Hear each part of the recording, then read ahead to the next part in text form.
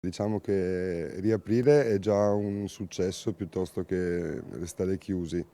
Vedremo esattamente come ci si dovrà comportare e cosa sortirà nei confronti delle persone. Uscire fuori per cena è un ricordo perso nelle nebbie di un'epoca remota e i ristoranti sono tra le categorie che hanno subito maggiormente le limitazioni previste per il contenimento della pandemia.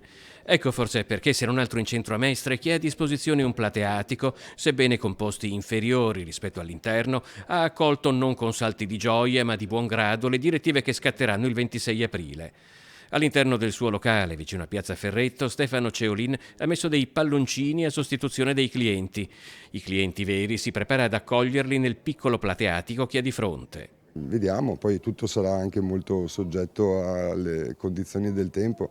Per mia esperienza, diciamo che se parliamo della cena, che peraltro sarà comunque limitata, rimanendo il coprifuoco alle 10 di sera, in genere fino alla seconda metà di maggio le persone non usano cenare fuori, una cosa è prendersi un aperitivo, altra cosa è sedersi per cenare.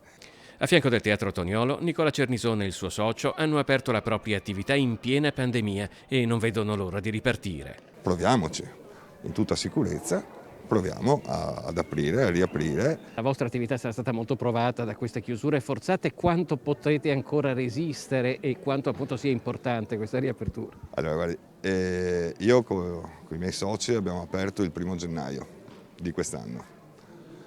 Abbiamo rischiato e sì, tutto quanto è messo in conto, però non potremo andare avanti tanto senza un po' di risorse.